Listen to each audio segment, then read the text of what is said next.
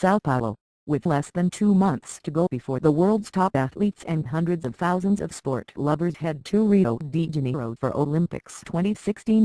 The city's reputation has taken a severe beating with a gang rape of a 16-year-old girl by more than 30 men in an impoverished favela slum of the city. The girl's ordeal began last Friday night when she went to stay at her boyfriend's house on the western fringe of the city. She woke up on Sunday morning and found herself surrounded by 33 men, many of them carrying heavy arms. Badly shaken by the assault that went on for more than 36 hours, the victim tried to escape from the hospital several times on Thursday. "I just want to go home," the teenager has reportedly told pleaded with hospital staff and her family members. The case, which has sent shock waves across the biggest South American country, came to light on this Wednesday after more than 800 people contacted a hotline in the state public prosecutor's office to report about certain tweets in which a couple of men were bragging about assaulting a girl. Filled with obscene description of her body, the tweets had photos and videos of the girl, who is apparently drugged, naked and struggling to regain consciousness.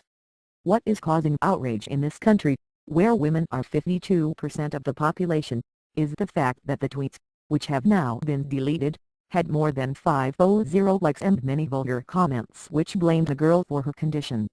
As the victim now undergoes treatment and counseling at the hospital, her poor family is completely devastated. She is crying and still shaken. "They messed up my daughter. They almost killed her. I am in pain. She is traumatized," the 16-year-old's father told local media, asking them not to reveal his identity. The girl's grandmother spoke to a local radio station, saying the girl suffered a blackout during the assault. "The video is shocking. I watched it. She's completely off," the grandmother told the radio.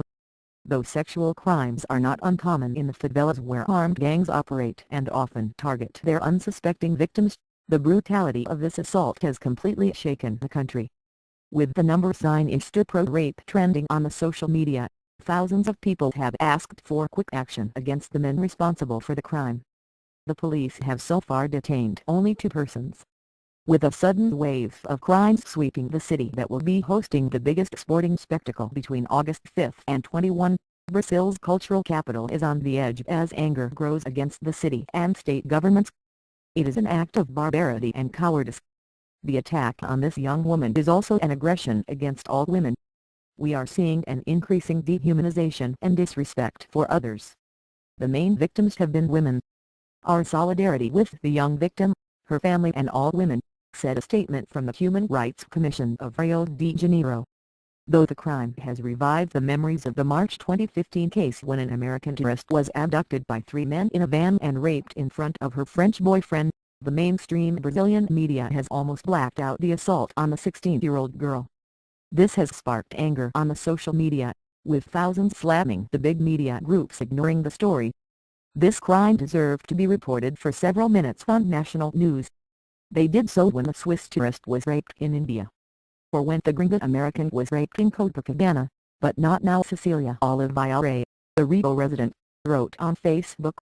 When India was rocked by the Nirvana case in December 2012, the Brazilian mainstream media, print and television, had covered the incident in great detail, branding India as a dangerous place for women. But as the media here keeps silent on the Rio case and one more gang rape reported in the state of Piauí last week, it's coming under severe criticism from all quarters. People talk of India and every case of rape there is reported. But India is here. In India, the case generated strong reaction, but our reality is similar, Sylvia Chaikian, the prosecutor of Sao Paulo told the BBC, adding that crimes against women tend to be more common in countries where gender inequality is more pronounced.